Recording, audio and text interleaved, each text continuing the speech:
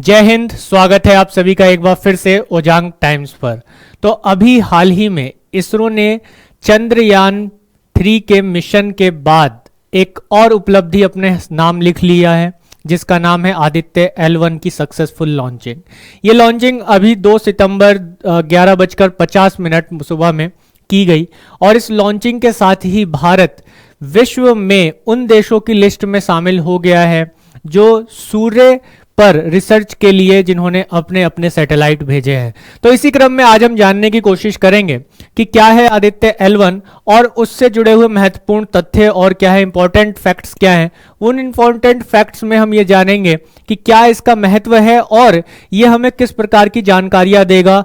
Hello orbit क्या होता है, इस पर हम लोग चर्चा करने वाले हैं। एक इंपॉर्टेंट रोल इसमें क्या होगा उस पर हम लोग बात करेंगे। तो इसरो का जो आदित्य L1 मिशन है ये एक काफी महत्वपूर्ण मिशन है। जैसा कि हम सभी लोग बहुत पहले से सुनते आ रहे थे कि इसरो इसे लॉन्च करने वाला है। तो फिलहाल अभी इसरो ने 2 सितंबर को इसे लॉन्च किया है। 11:50 का समय इसको दिया गया था और तभी इसको लॉन्च कर दिया गया है। और आदित्य L1 जो एक स्पेस क्राफ्ट है इसको लॉन्च किया गया, जो कि एक हिस्टोरिक लैंड के बाद historic landing near the moon south poles, moon के साउथ पोल पर जो एक ऐतिहासिक लैंडिंग की भारत ने, उसके बाद ये एक बहुत ही महत्वपूर्ण कदम है भारत का, इसरो का, कि वो एक बार फिर से अंतरिक्ष के क्षेत्र में एक अपना योगदान देने वाला है। आदित्य L1 को जो लाया गया है वो किसके लिए लाया गया है? स्टडी ऑफ द सन, यानी कि पृथ्वी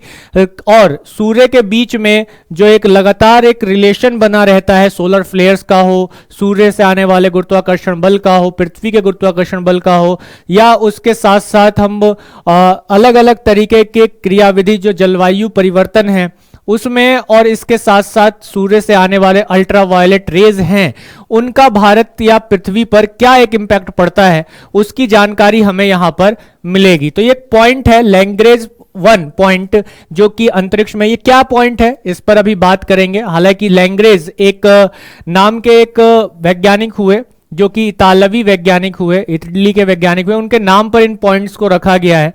ये पॉइंट एक्चुअल में ऐसे पॉइंट्स होते हैं जहां पर प्रतिकर्षण और आकर्षण बल एक तरह से समान हो जाता है और यहां पर कोई भी देश का अंतरिक्ष यान एक स्थिर अवस्था में खड़ा रहता है, यानी कि ना तो उसकी तरफ आकर्षण सूर्य का पड़ता है अधिक और ना ही पृथ्वी का आकर्षण उस पर अधिक पड़ता है, यानी कि दोनों के बीच एक समान आकर्षण होने के कारण वो बीच में बना रहता है। लेकिन हाल फिलहाल में हम देखेंगे कि अर्थ और सन के बीच में ये एक पोजीशन होती है, अर्थ और सन के बीच की एक पोजीशन है जिसे L1 से डिनोट किया गया है। ये इस मिशन का जो एम है मेनली वो क्या है कि एक इंसाइट, एक विजन सूर्य को लेकर, हमारा जो एक विजन है यानी कि सन रेडिएशन को समझना, उसके तापमान को, हीट को, ऊष्मा को, पार्टिकुलेट फ्लो को समझना, उसके मैग्नेटिक फील्ड को समझना, और इसके साथ साथ जो दूसरे फिनोमिना होते हैं, जो दूसरी घटनाएं सूर्य पर हो रही हैं उसको समझना इसका एक महत्वपूर्ण रोल है। और इसके साथ साथ यहां पर हम लोग देखेंगे कि जो सोलर विंड्स हैं, सूर्य सौर जो तूफान है, सूर्य से आने वाली लगातार जो सोलर फ्लेयर्स होती हैं, अग्नि ज्वालाएं जो वहां से प्रवाहित होती हैं, उनको समझना इसका एक महत्वपूर्ण उद्देश्य बना हुआ है। इस स्पेस क्राफ्ट में यानी कि आदित्य L1 में कई मल्टीपल पेलोड्स को इसमें लॉन्च किया जाएगा, भेजा गया है। और इसमें जो भेजा गया है उसका काम सूर्य के अलग अलग बिहेवियर्स को एग्जामिन करना है, उसके अलग अलग जो एस्पेक्ट्स है उसको एग्जामिन करना है। और इसमें और एक क्या इंपॉर्टेंट फैक्ट हो सकता है उस पर अगर हम बात करें तो जैसे मैंने आपको बताया कि जो L1 है वो एक पॉइंट है। आप इन तरंगों को देखिए, ये एक मेनली सूर्य के आकर्षण बल को प्रदर्शित कर रहे हैं, यानी मैग्नेटिक फील्ड को बता रहे हैं। इसी तरीके से अर्थ का भी अपना एक मैग्नेटिक फील्ड है। तो अब हम देख रहे हैं कि दोनों ही जो सेलेस्टियल बॉडीज हैं, आकाशीय पिंड हैं, इनका एक मैग्नेटिक फील्ड का जो एक पॉइंट है वो L1 यहां पर हमें दिखाई दे रहा है, जहां पर इसका आकर्षण बल और प्रतिकर्षण बल दोनों एक समान हो जाता है, जिसकी वजह से इस पॉइंट पर अगर कोई अंतरिक्ष यान या कह सकता है कोई यान, कोई उपग्रह अगर रह रहा है तो उसे कम ऊर्जा लगानी पड़ती है, कम ईंधन खत्म करना पड़ता है और एक स्थिर अवस्था में इन दोनों के बीच में रहकर इनकी स्टडी को बहुत ही सरल तरीके से किया जा सकता है। तो मैं आशा करता हूं कि यहां पर आप समझ गए कि L1 पॉइंट क्या है। इसके अलावा अगर हम देखें तो इसके जो कुछ मेन की पॉइंट्स हैं, like Aditya L1 mission launch and trajectory क्या है कि Aditya L1 set at the launch of September two 11:50 AM, मैंने आपको पहले ही बताया ये। और कहां से लॉन्च किया गया है? श्रीहरिकोटा से लॉन्च किया गया है, सतीश धवन केंद्र से।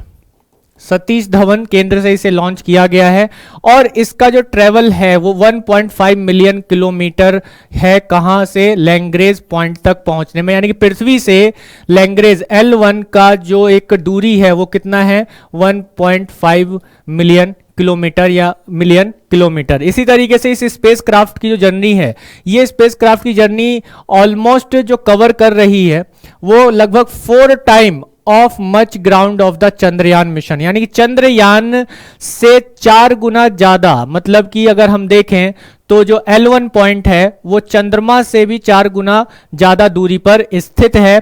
और हम ये कह सकते हैं कि ये दूरी बस केवल 1% है किसका? पृथ्वी, अर्थ और आपका सन के बीच का। अर्थ और सन के बीच की दूरी का ये केवल 1% दूरी ही तय करेगा आदित्य L1 पॉइंट तक जाने के लिए। इस स्पेस क्राफ्ट को जो लॉन्च किया जाएगा वो PSLV से लॉन्च किया जाएगा। यहां पर भी हमें बात समझनी होगी किससे? Polar satellite launch vehicle C57 से। Polar satellite launch vehicle C57 से इसे लॉन्च किया जाएगा। पोलर लॉन्च किया जाएगा नहीं, हो चुका है लॉन्च। जो इसे लॉन्च किया गया PSLV C57 से इसे लॉन्च किया गया और इसके साथ ही विल एवुलेट enter the halo orbit around the L1 point. और ये जो हमारा आदित्य है ये L1 पॉइंट के हेलो ऑर्बिट में स्थापित होगा। वहां पर ये इसके बारे में हमें जानकारी देगा, वहीं पर रहकर रुककर जानकारी देगा। अब ये हेलो ऑर्बिट क्या होता है, ये डाउट हमारे माइंड में आना चाहिए और एक अच्छे सीखने वाले के लिए ये क्वेश्चन बनना भी स्वाभाविक है कि हेलो पॉइंट होता है क्या एक्चुअल में। यहाँ पर तो हेलो का मतलब आप हिंदी में समझ सकते हैं, एक प्रभा मंडल होता है। मेनली क्या है? प्रभा मंडल। प्रभा मंडल को कुछ बच्चे समझ गए होंगे जो हिंदी माध्यम से हैं।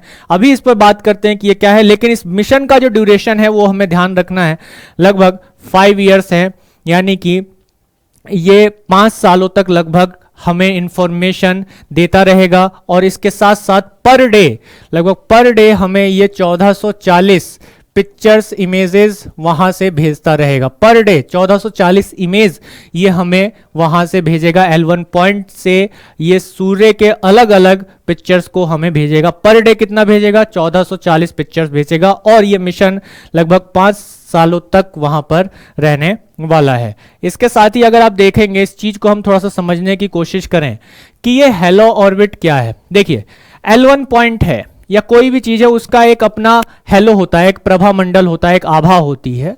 तो जैसे ही आदित्य हमारा पृथ्वी के गुरुत्वाकर्षण बल से बाहर निकलेगा तो उस गुरुत्वाकर्षण बल से बाहर निकलते ही वो आएगा क्रूज फेज में। और जब क्रूज फेज में आएगा तो क्रूज फेज में आने के बाद ये किस में स्थापित होगा? हेलो ऑर्बिट में ये स्थापित होगा। जैसे यहां पर आप इसे देख सकते हैं, Aditya L1 in hello orbit around L point, यानी कि ये L पॉइंट पर जाकर कोई ऐसा पॉइंट नहीं है कि ये स्थिर हो जाएगा, वहां पर रुक जाएगा, ऐसा नहीं होगा। ये क्या है? हेलो ऑर्बिट का मतलब कि ये L पॉइंट के चारों तरफ इस प्रकार से ये राउंड लगाता रहेगा और पिक्चर हमें देता रहेगा। ठीक है, और पिक्चर हमें ये देता रहेगा, यानी कि ये हेलो ऑर्बिट में इसको इंजेक्ट किया जाएगा, इंसर्ट किया जाएगा। ये हेलो ऑर्बिट में रहेगा किसके? L पॉइंट के। ठीक है, जहां पर किधर से? पृथ्वी से लगने वाला आकर्षण बल और इधर सूर्य से लगने वाला आकर्षण बल लगभग समान हो जाता है, कि स्थिर अवस्था में हो जाता है। तो यहां पर इस पॉइंट को हमने नाम दिया L1।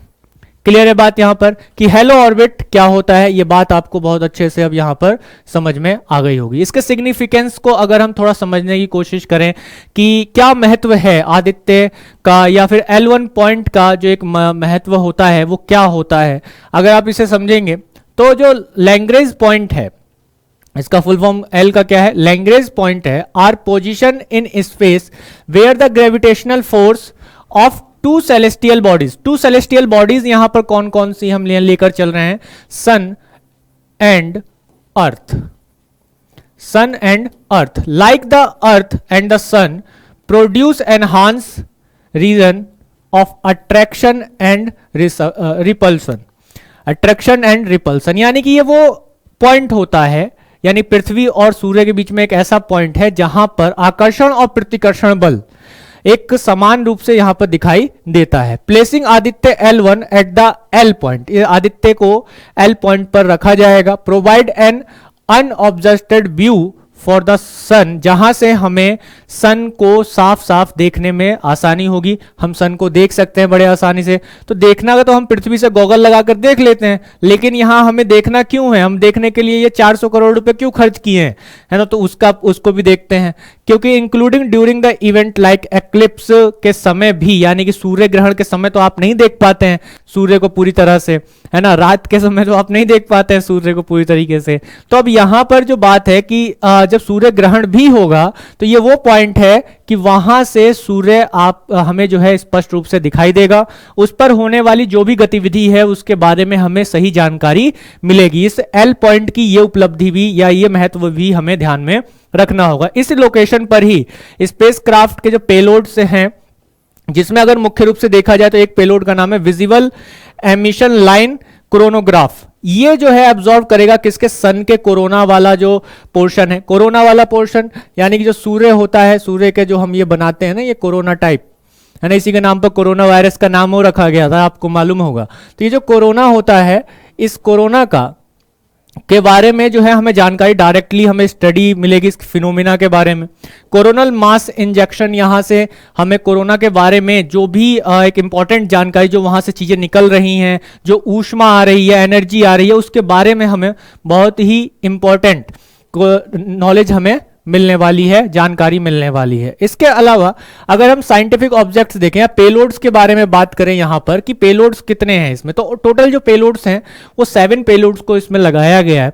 एक्चुअल में इन सभी पेलोड्स का अपना अपना एक काम है।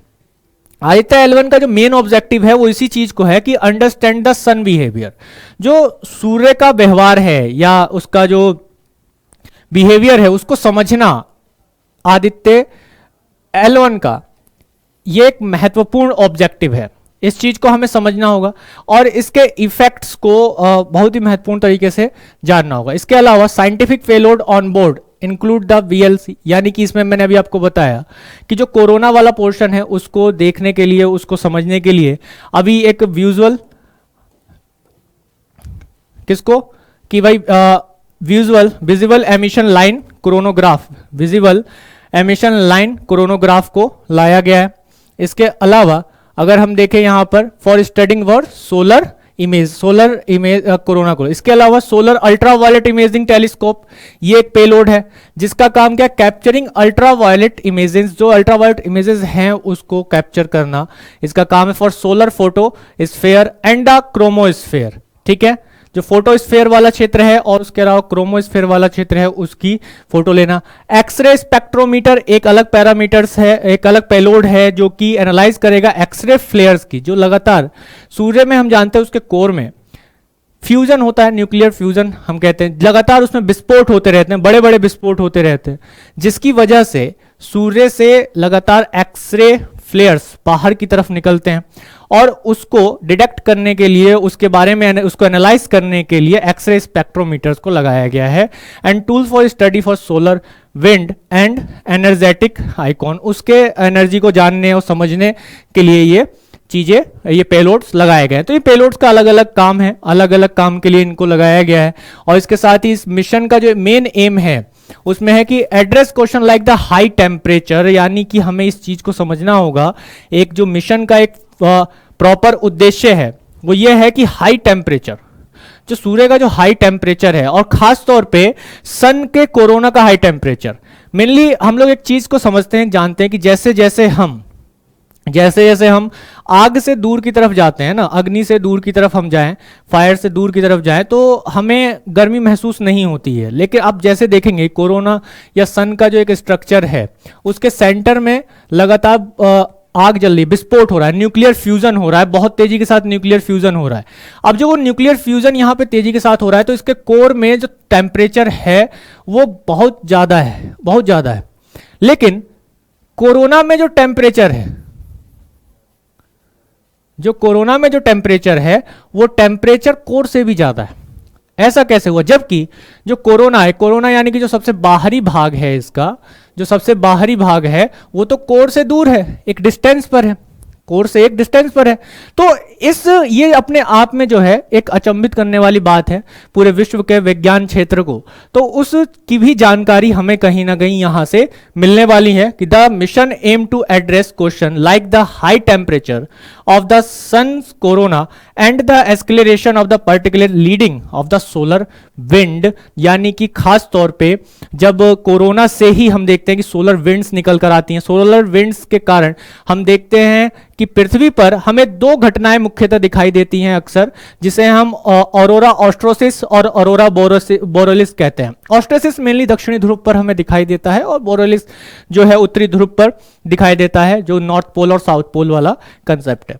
तो वहां हमें ये सोलर विंड्स दिखाई देते हैं और इन सोलर विंड्स की वजह से जब वो टकराते हैं पृथ्वी के वायुमंडल से, एटमॉस्फेयर से, तो एक फ्रिक्शन के कारण एक काफ़ी रंगीन सा जो है आकाशीय माहौल बन जाता है। उस चीज़ को हम लोग यहाँ पर देखते हैं। इसके साथ साथ हमें इस बात पर भी थोड़ा फोकस करना होगा और समझना होगा कि अगर आप लोग मेरे साथ जुड़ना चाहते हैं करंट अफेयर्स में और जानकारी और अच्छी अपनी मजबूत करना चाहते हैं करंट अफेयर्स को लेकर, ऐसे ही एस्पेक्ट्स को लेकर, इनसे क्वेश्चन यूपीएससी कैसे ड्राइव करने वाला है, इससे क्वेश्चन कैसे बनने वाला है, तो सभी के लिए आधारशिला बैच में आधारशिला बैच में सितंबर और अक्टूबर की फी मात्र 500 रखी गई है, जो कि टोटल इतनी होती है 1000 होती है।